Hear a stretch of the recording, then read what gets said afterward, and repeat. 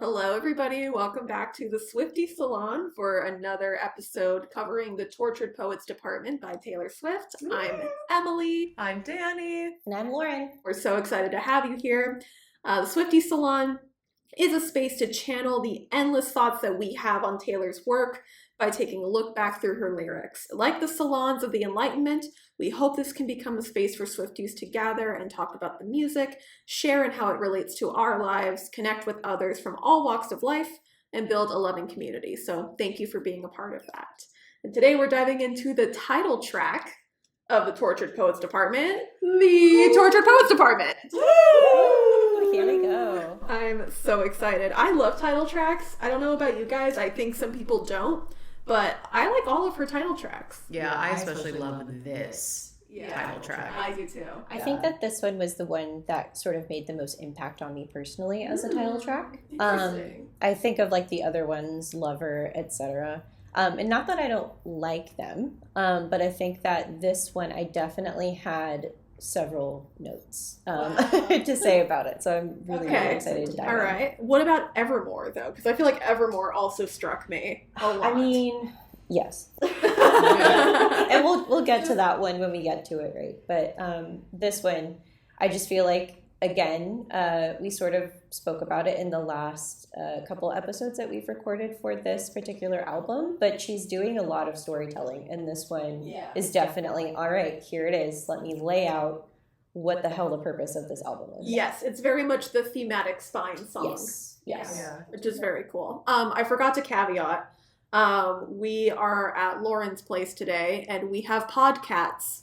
Cats at every location. So Yes, we do. Our podcat of the day is Captain. This is technically Lauren's roommate's cat, and he will probably, for those of you who are watching the video, he'll probably make a cameo at some point. So keep an eye out for Captain. He will probably insert himself directly in the middle of this situation. He did just before recording, but we just wanted to give you all a heads up in case you see a tiny creature.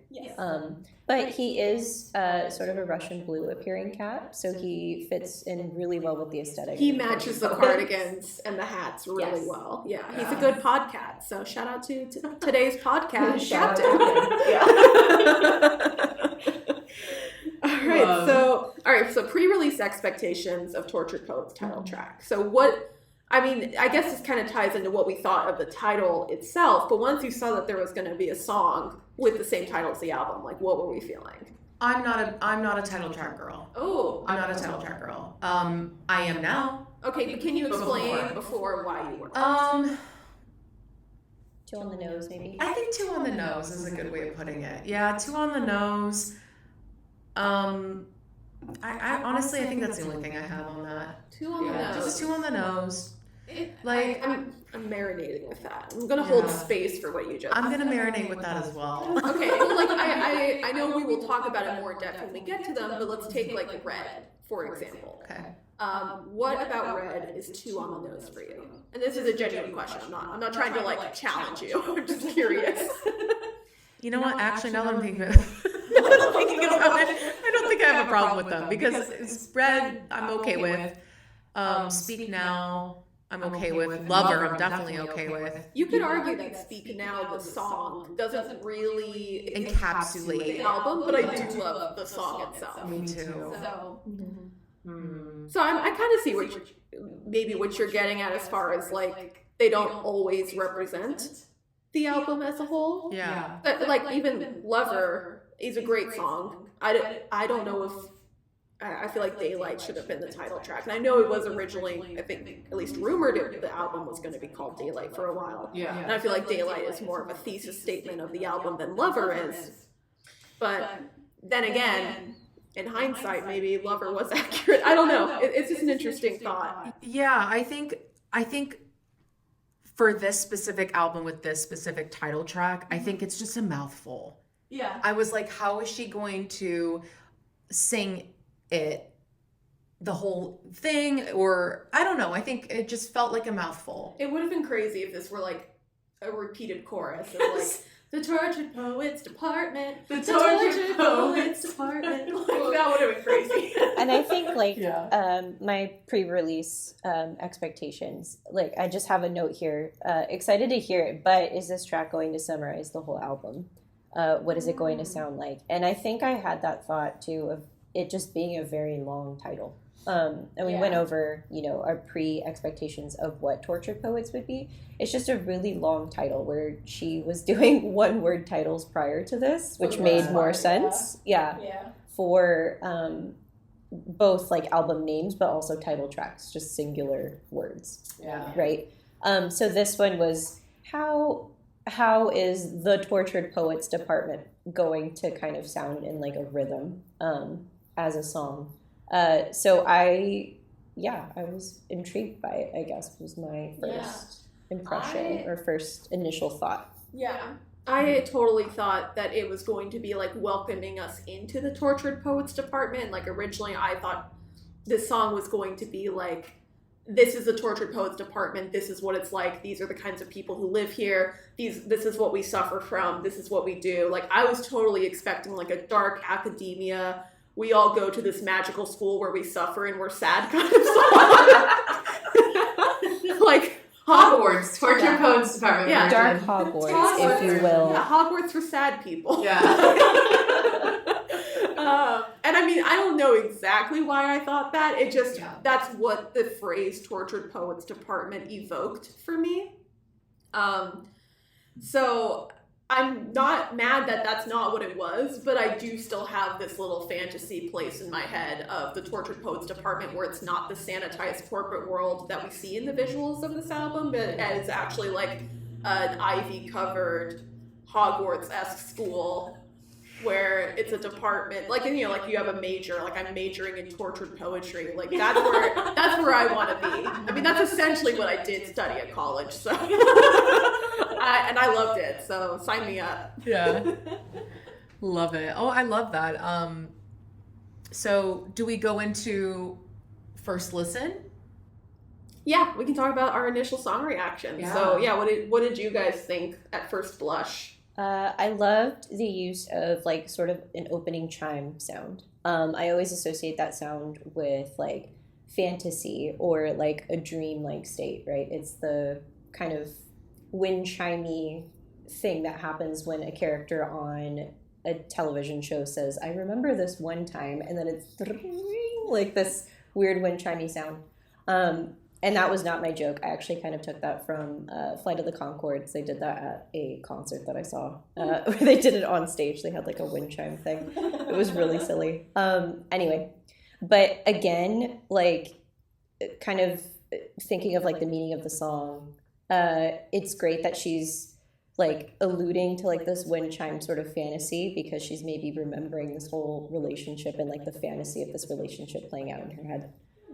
So that's at least how I understood it on first listen. You guys can think differently, but I was oh, that's kind of clever. She's again, romanticizing this thing that for all intents and purposes was not really healthy. But she still maybe remembers it more fondly than it actually was. That's interesting. What did you think, Dani? So I want to combine my answer with the way I feel about the production. Okay. It's going to make sense in a minute. So when I first heard this, I loved the production in the beginning, very enticing, draws you right in. When she starts saying, you left your typewriter at my apartment straight from the Tortured Poets Department. It's a mouthful. It is a mouthful. From first listen, this is a little dramatic for me. So that was the very first time I heard it. And then when I sat with it and I'm why do I feel like this is dramatic? What do you mean? What do I mean dramatic? There's something to me, and I think you also mentioned it just now when you're watching a TV show and you hear a ding, and then it's I remember when.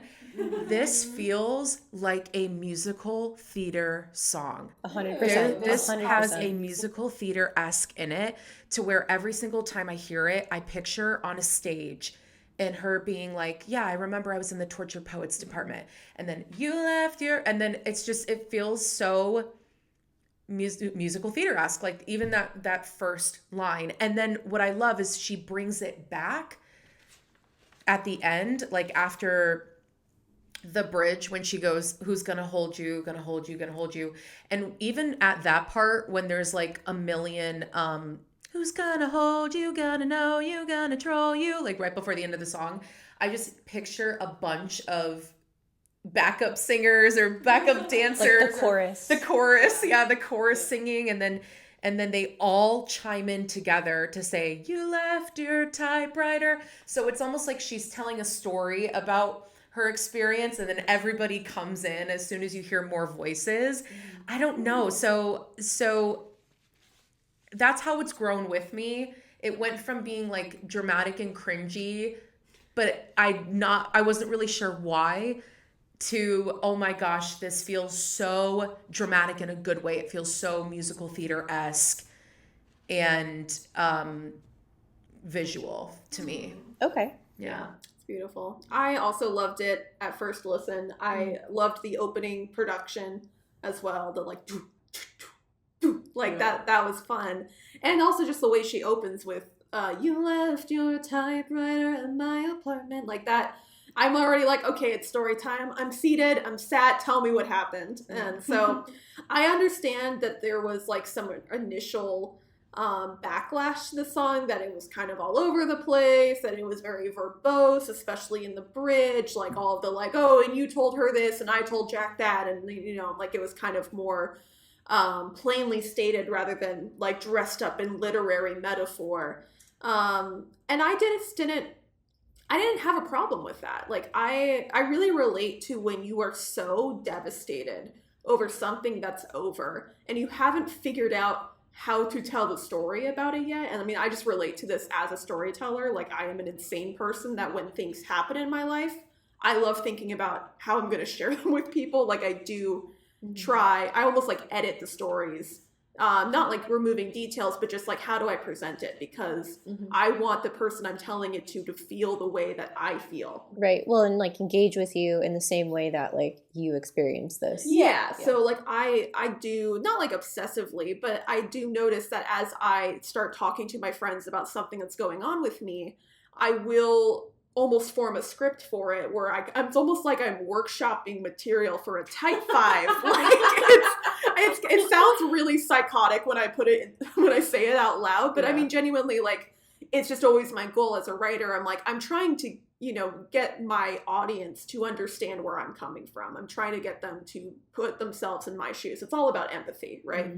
But when things initially happen, when I haven't had a chance to really like process and slot into these like prettier phrases or these more eloquent or funnier or punchier or more concise storytelling, when it's just what it is, it's messy, it's verbose, it's sloppy. And I'm not saying that to defend like, oh, it's fine that the lyrics are sloppy, like, but like, I genuinely do think that like she's speaking from a very specific emotional mindset of like, I can't make sense of this, so I'm not gonna try. And not in a lazy way, just in like, I just have to lay it all out. This is the word vomit stage of grief. And I really like that. Like, I get it. Like, and she's clearly capable of doing much more concise storytelling. So I don't think this is like a lapse in judgment. I do think it's intentional. Well, the person that she's describing in the song is sloppy. Yeah. So sloppy, but like she's very tolerant of it, and she almost is like, I mean, maybe too tolerant.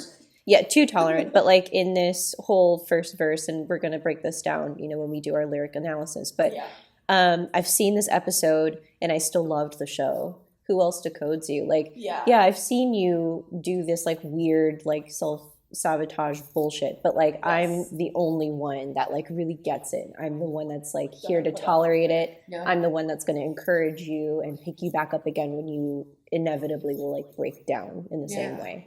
I mean, I love that he's kind of all over the place and he's a mess, and like you said, she's trying to make sense of it. You're self-sabotaging, you're smoking, you're telling our friend that you're gonna die if we're not, like, it's just a mess situation. It's not somebody who's really in love with her and whispering sweet nothings in her ear and, like dramatic, like a beautiful. Shout out Sweet Nothings. Like I feel so high school when I'm with you.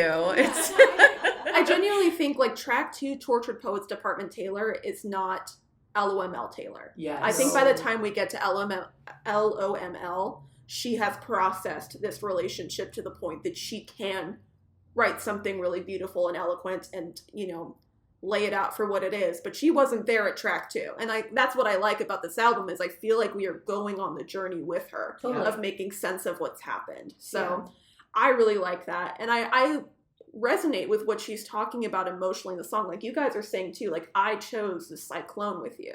Mm-hmm. Like she admits that this is extremely messy and all over the place and chaotic and weird. But she's willing to participate in it. Yeah. So very good points. Yeah. So should we dive into lyric analysis? Let's do it. Let's go. Okay, do you guys mind if I start? Because I gotta pop off.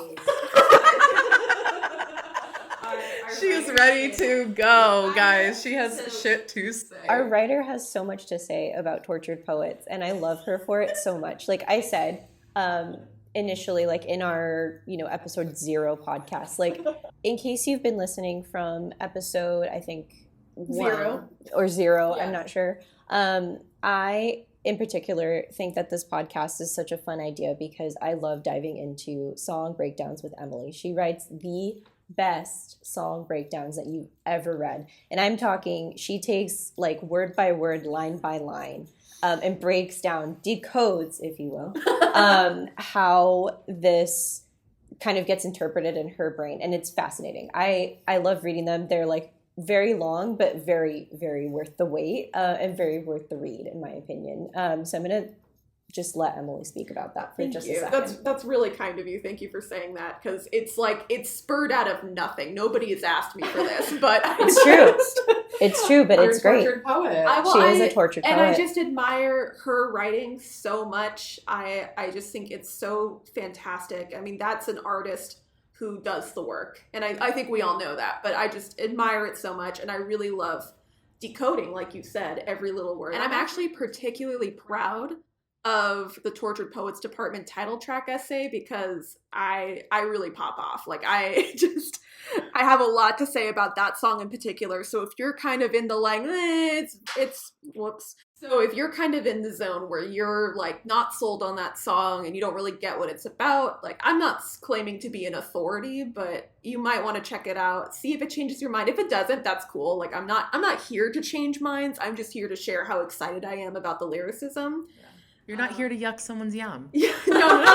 Like y'all are entitled to your opinions. You do not have to agree with me on everything. By no means. I mean, that's the beauty of art is that it is up to interpretation. So if you disagree with my interpretation, like more power to you. That's the beauty of art. And if you want to read these essays, they are all on Patreon. You can also purchase collections as a one-time purchase. So if you just want to read about tortured poets, you can just buy that. If you just want to read about Midnights once we get to it, you can just buy that collection, so on and so forth. So you got a lot of options.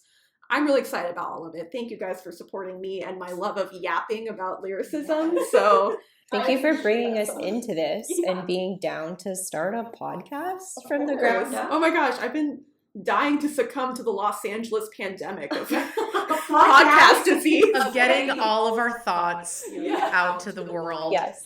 The Angelino, or the pipeline, I should say, of Angelino to podcast host is pretty smart. It's a short line. It's a short line. I mean, I say as if I haven't been living here for almost a decade, but it is a short line. You get there eventually. All roads lead to a podcast. Yeah. Yes. Yeah. There's no way you live here and you don't know somebody that is thinking of or already has a podcast about something. And I think that's a beautiful thing. So yeah, I'm really glad you both had this idea to supplement my essays with yapping, and two of my favorite things, essays and yapping. What could be better? Truly, I really mean that. I love writing essays. It's weird. So, speaking of essays, the Tortured Poets Department title track is an essay in itself, right? Yeah, I mean, just honestly, yes. It's a long one, right? So I just want to start off by talking about what she's saying with "You left your typewriter at my apartment," straight from the Tortured Poets Department. And, just like the who uses typewriters anyway, right? So I don't know about y'all enlightened Swifties out there. I don't know about you two. I think I can make an educated guess by this when I say we all know someone, usually a man, who has typewriter syndrome. So whether that's a literal typewriter or not, just some pretentious thing that makes them think their art is more legitimate, right? Again, we live in Los Angeles, so yes. Statistically, you probably do, right? So not all Los Angeles men, but you know. Or somebody that I dated a guy who was a movie editor and was like, I do music on the side. And I was like, oh my gosh, send me your music. Oh no. When I tell you guys, when he sent me the memo of his song, I thought it was a joke because of the way he was singing. Oh no. I thought it was a joke. No, he was singing high pitched, and he could not. Ooh. He should not. He's like, I'm a countertenor. Yes. He was a tenor. Like he was, yeah. So, and he wanted to fully pursue music. You do you, babe. But it was bad. It was cricket. But it was cricket. And because I thought it was hot, I had to pretend like it was good. You're like, wow. I feel like we've all been there. Yeah. He's like, you're my muse, babe. I really hope he never finds this podcast. Or maybe you should. Maybe this is a wake-up call. If you do... Yeah. I honestly... Sure. I mean, disrespectfully, he probably doesn't think this is about him. He's like, that can't be me. It must be some other... Sorry. I once worked for somebody who was not, like, his vocation was not writer, but he had a typewriter in his office and he only wrote his screenplays on it, and they were not formatted correctly. And, they were I'm not going to say they were good, So, yeah, but like that was his thing. He was like, I can't, like, the muse does not strike me unless I am at the typewriter. And listen, like, process is process. Mm-hmm. I will try not to hate on that too much. But this specific type of person, to me, the typewriter is like performative oppression. Yes. It is like, I don't actually have any obstacles, or I don't really have any friction that is inspiring my craft, so I must manufacture it. I must do the typewriter because writing on a typewriter is hard, and that will add legitimacy to my art that isn't there organically. And again, this is not a blanket statement. If you need a typewriter, if you are less distracted on one, I think that's legitimate. But I do think the muse of this song and people I know in my life are devoid of inner richness. Are just not... She's calling you out. I'm sorry. And I'm not really trying to call the muse of this song. Who's not a great boss. But for legal reasons, she's not calling you out. Yeah, for legal reasons, I never worked there and I don't know you. Yeah, like I'm not even trying to lob that same accusation at the muse. But at the same time, I do think there's a through line here with like the mental health issues that are being talked about. You're in self-sabotage mode. You're throwing spikes down on the road. So to me, that kind of relates to the, like, you are creating your obstacles. These are all man-made. This is self-made. This is not coming, like, you don't have to suffer like this. Well, it's like you love being the martyr. Yeah. Like you love suffering because you're a suffering artist, and it's... Yeah, exactly. And I mean, that to me is the thematic spine of Tortured Poets Side A, which I will talk about so much and already have, is the do we have to suffer for our art? Yeah. Do we have to? Is it necessary? Mm-hmm. And this muse is basically saying, yes, it is necessary. I'm not willing to give up these things. Yeah. And she's saying, okay, I see that, and who else is going to love you but me? Mm-hmm. Yeah, kind of what I just said, how like I thought his music was shit, but I liked him as a person, and I thought he was hot, and we were dating, and you're talking about your past flame, not the muse of this song, just to clarify. No. Yeah, no, I'm not talking about Taylor, but we both are kind of doing the thing where it's like, okay, I can look past that. We interrupt this broadcast to bring you some breaking news. So apologies for that very abrupt cut. We were out saving lives. We got the call. We had to answer the call. Yes. And in less dramatic terms, but still dramatic, our dear friend was in a minor car accident. And so, of course, we left to go get her and make sure she's okay. And she is okay. Yes. Grateful to say that she and the friend she was with are not seriously hurt. But we did have to obviously break. Could you imagine if we were the kind of people who were like, sorry, we're recording our podcast. Can you just stay on the curb for like another 3 hours? You get it, right? Yeah. So right. We're back now. Also, in case there's just a little shift in the way that this is framed or anything, now you have your explanation. Yeah, we just had to leave, but we're back. We're back. Everybody's okay, which is wonderful news.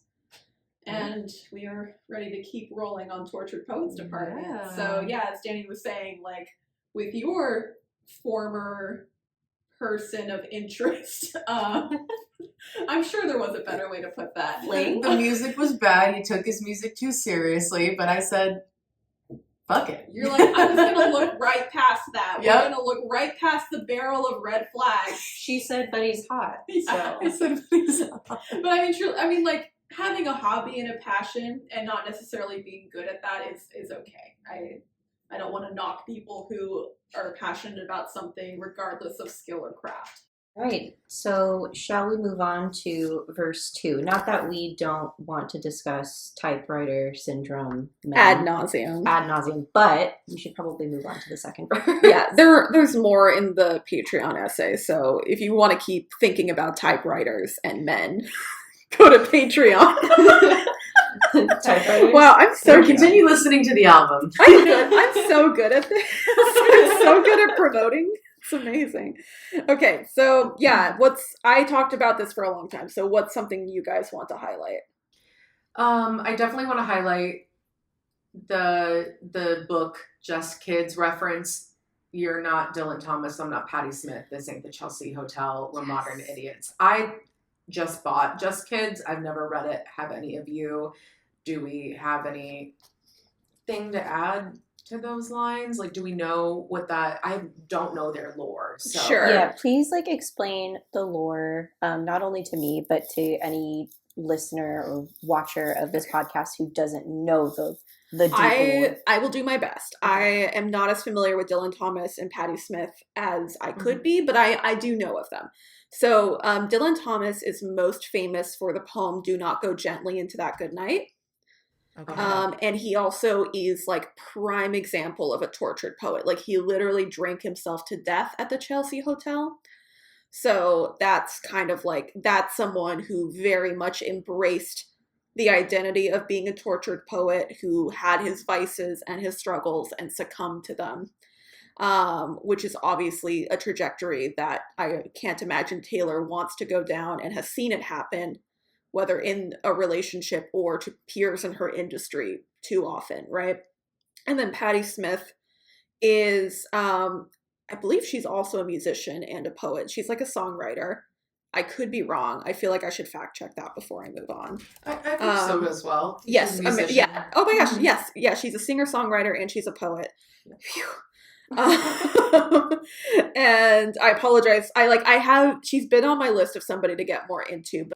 And so Patti Smith and Dylan Thomas were known to frequent the Chelsea Hotel. So were many these profound artists of that period. So poets, musicians, it was a salon, if you will. And so what I think Taylor is saying with this lyric of "You're not Dylan Thomas, I'm not Patti Smith, this ain't the Chelsea Hotel, we're modern idiots." I feel like there's a lot of ways to approach this verse, and I love it. One way I would look at it is you could take the more literal, we're not as good as Dylan Thomas and Patti Smith, so stop trying to act like you're like them when we're not. That's a literal way. I also look at it as modern idiots to me speaks to this world of constant distractions, of temptations, of just brain rot culture, if you will. We know back in the day, and maybe still now, Taylor loves to lurk the internet. We are way more susceptible to wasting our time than you would have been back in 1975, right? So modern idiots to me is kind of like, we're not afflicted with the same things that Dylan Thomas and Patti Smith are afflicted by. Like, we are kind of just like internet kids who, Right. you know, are not dealing with that caliber of pain and torment. So yeah, it's just like, it's kind of a comedic way of being like, dude, you're not that deep. You do not earn the right to be tortured. You are inventing your methods of torture. These were truly tortured souls who were putting it to art, and you don't have to be. So I think, and Taylor's asking that of herself too, I think, is like, can I be happy and still create good art? Like, can that be enough? And could it be enough if you did that too? If you did that with me? Mm-hmm. What do you guys think? I'm gonna have to sit on that one. I know, I'm digesting. I mean, taking it just from like the literal lyrics that I have written down here, the who's gonna hold you like me, who's gonna know you if not me. Again, it's just that like almost like fooling yourself into thinking that like you are the only person for this person, even if that person might not be feeling that same way.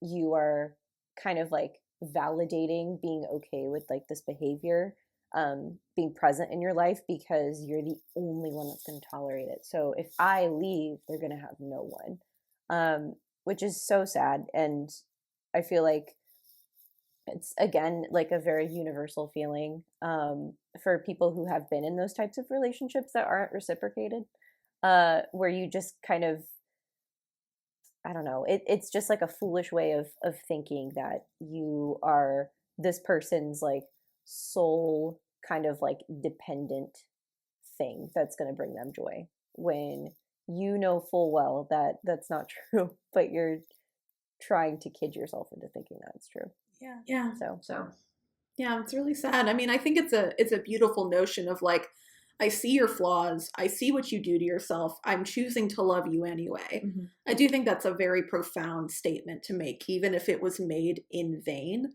It still, I think, comes from this like very authentic, tortured poet place, which is, yeah, it that really strikes me. Like, who's gonna hold you like me? Who's gonna know you like me? Mm-hmm. Yeah. Yep.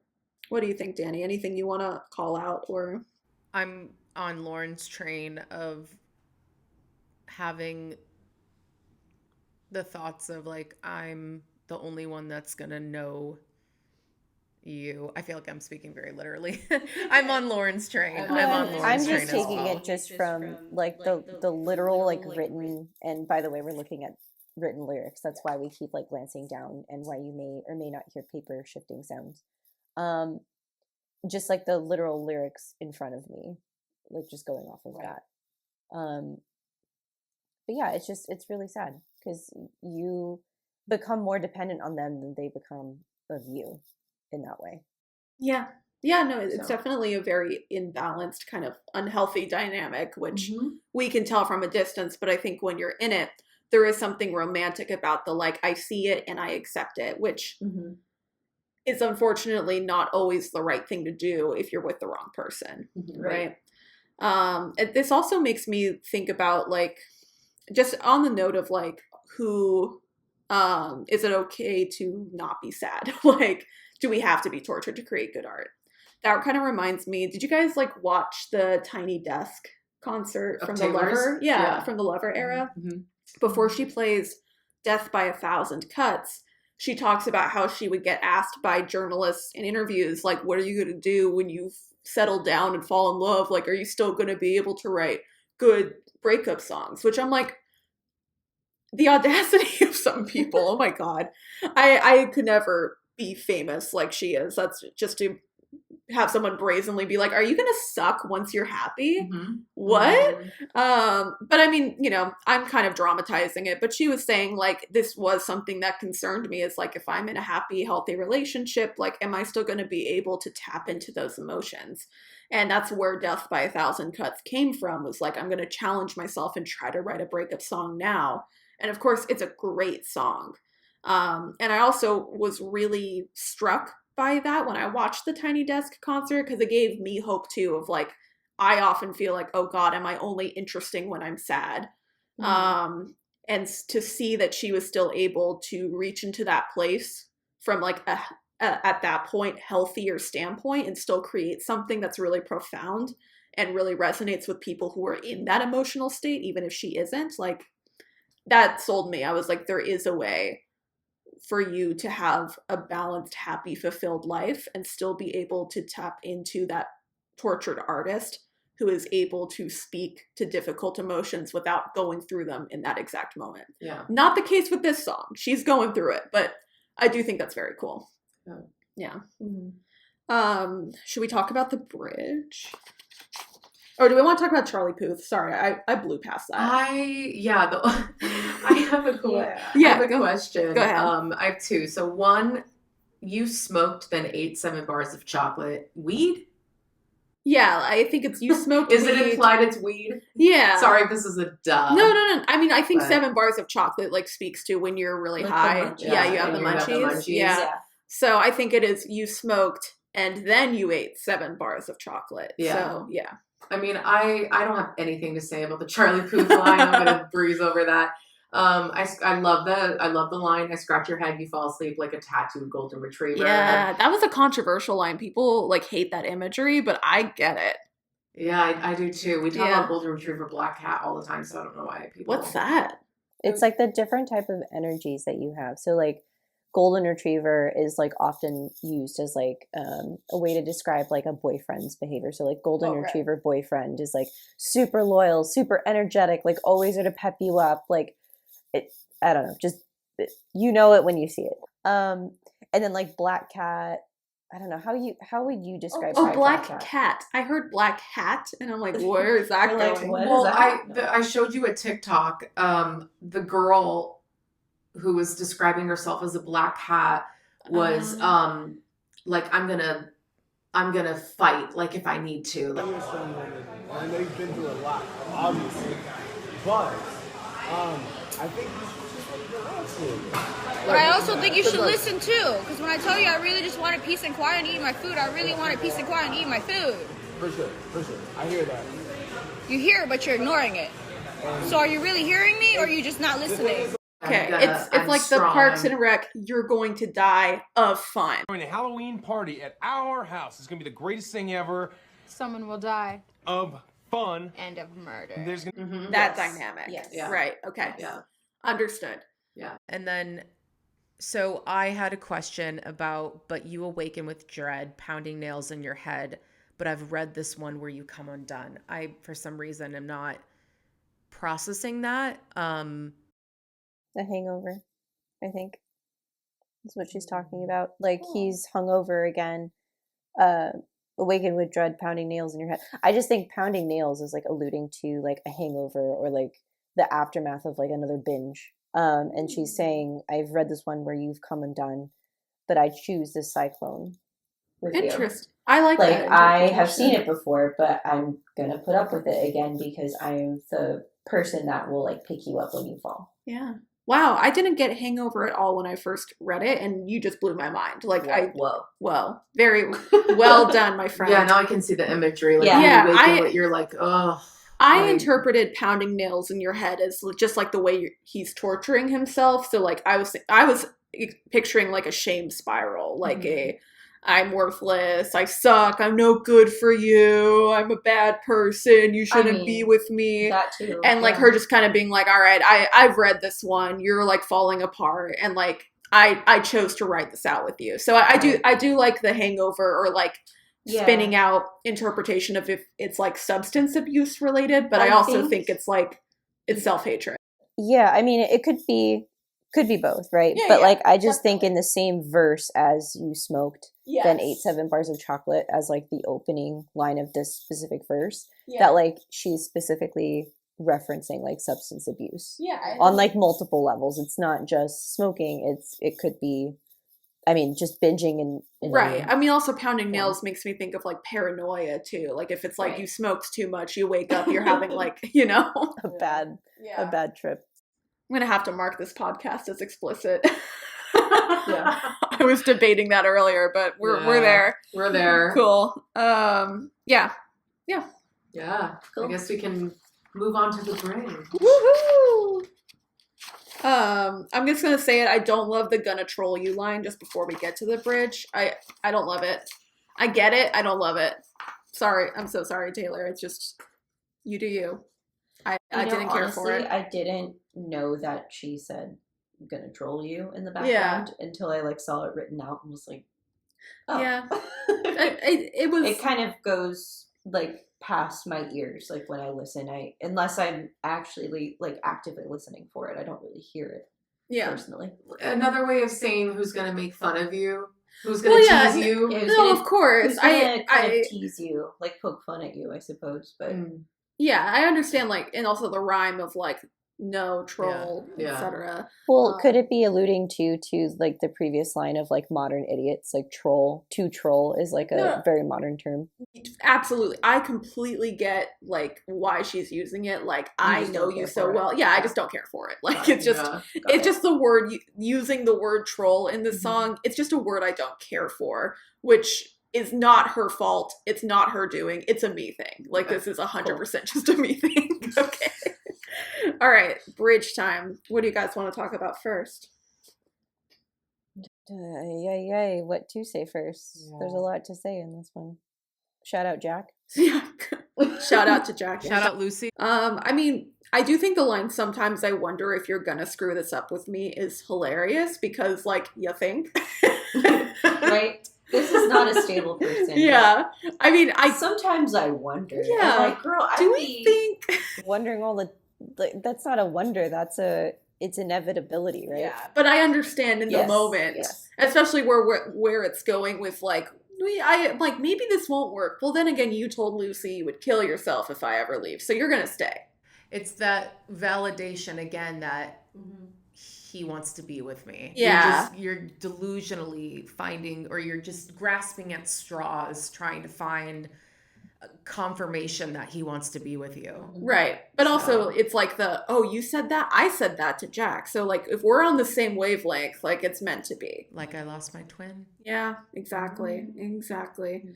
And okay, go ahead, Lauren. No, I just had a note about because we're crazy. Like that like long drawn out crazy. Yeah. It's just like such an emphasis because again, like that validation that like all of this is okay because in my head we're both crazy together, and like that's like my big kind of blanket statement that I put on all of this to make it okay when I explain it to people. Yeah, like everyone knows why it's meant to be because we're crazy. Like, no, girl, that's not that's not what you want to be doing right now. Yeah. But yeah, I like the emphasis on the reading, I guess the singing of crazy. I think it's funny. It's almost like she's drilling it like harder into her head, like because you're crazy, girl. Like that's why it's okay. Yeah. Yeah. I think it's the kindred spirit element of this song and other songs on this album, like you're saying, like I Lost My Twin, I find really compelling because I feel like they're almost the inverse of each other. Like they're both tortured poets, but in different fonts. You know? Yep.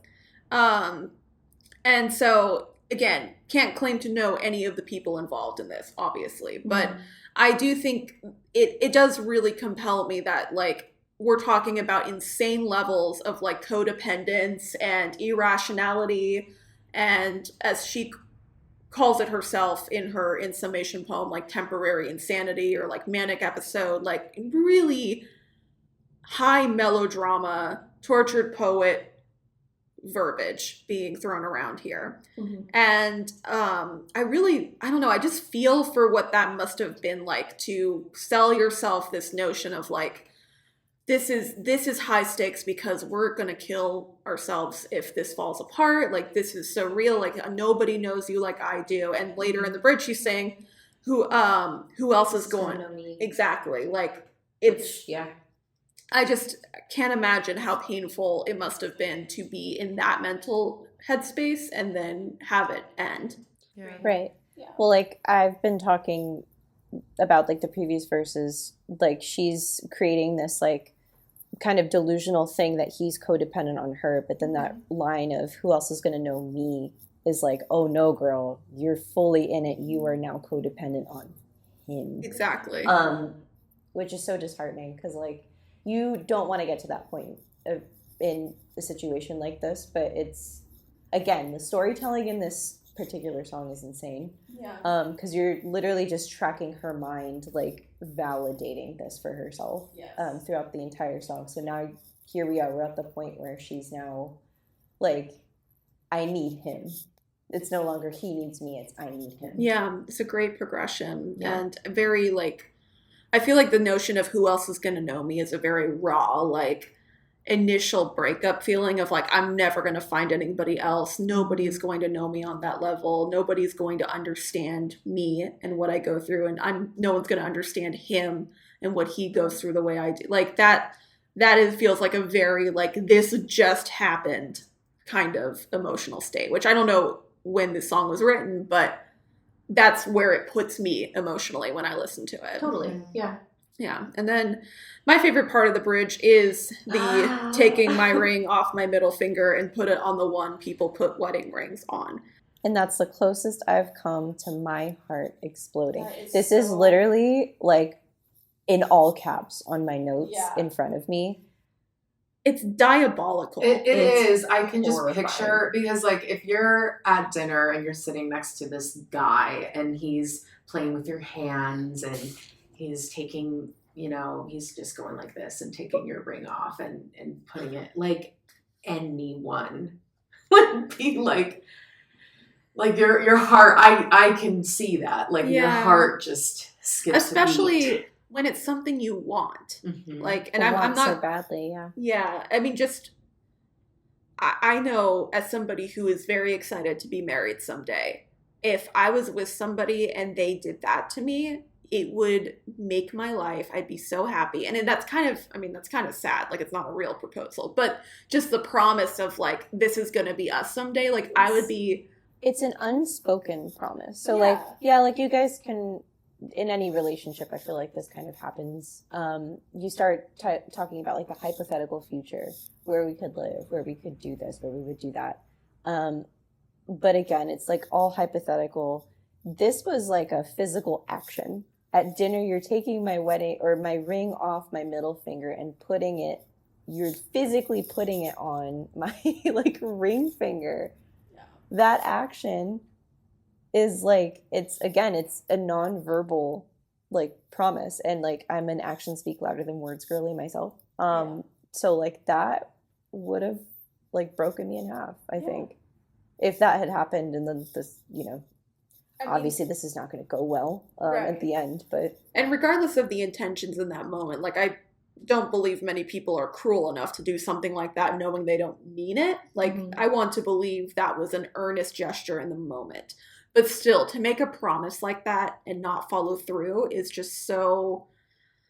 I mean, it's heart-wrenching. I just really feel for, like I've said, for the emotional state of the song. It's such a hard thing to process. You're getting breadcrumbed. Yeah.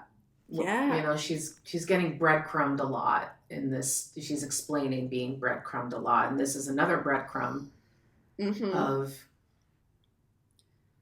empty promises. Empty promises. Yeah. Yeah. Look, we're star-crossed lovers. Look, we would die for each other. Look, I'm gonna marry you.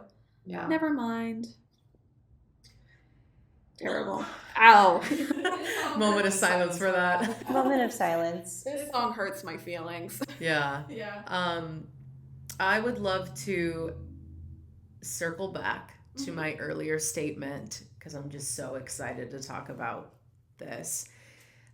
So there are moments in Taylor songs that are my favorite, and I call them Angel Taylor moments. Aww. And it's when, well, I want to say Jack does this, Aaron does this a lot, actually, I think it's just them, to be honest, now that I'm thinking about it, but they take Taylor's voice and multiply it by 20, or simply, and especially on the anthology, she's just kind of like vocalizing. Yeah, just vocalizing, and that's another moment I call Angel Taylor. So I actually have a playlist of Angel Taylor songs, but my favorite right now is Who's Gonna Hold You, and it sounds like there's 8 of her doing 8 different harmonies at one time, and it's so loud. And then another favorite part is right after that, there's all these like what I picture to be voices, like who's gonna hold you, gonna know you. So when you're reflecting on this situationship, relationship, you kind of have all these voices in your head. Well, who's gonna know him? Who's gonna know you? Who's gonna troll you? Who's gonna decode you? Who's gonna, like, I just love that. How It's like her arguing with herself almost. yes, and he's doing the same thing too. Or she's saying it to him. She's saying it to herself, but she's also saying it to him. And yeah, I love the visual representation that's reflected in the music, or I don't know if I worded that correctly, but that. And then again, going back to that musical theater, like here's all these voices, here's all the chorus people singing this, and then everybody comes together to say you left your typewriter again, like the log line of the song. Like, oh, I love the production so much. Yeah. I love songs like that where it feels like, even though of course it's generally speaking just Taylor, the production layers her voice in such a way it's almost like a dialogue is happening. Yes. Yeah. That's really cool. Yeah. Well, shall we put our typewriters away on this one? I guess, like, so. to close this out, we've kind of discussed it already, like, how we feel about it now. Yeah, I will just say, like, you left your typewriter at my apartment. All of those memes of, like, anytime a typewriter is seen, like, in the wild, and it's just that, like, part of the song layered over it. There was, like, I think one of my favorite videos, it was, like, a very short, like, TikTok video of Snoopy. It was, like, a Snoopy with a typewriter or something on Valentine's Day, and, like someone pressed it, and it's, like, him typing, and then it's just you left your typewriter at my apartment, straight from the Tortured Poets. I started, like, dying laughing.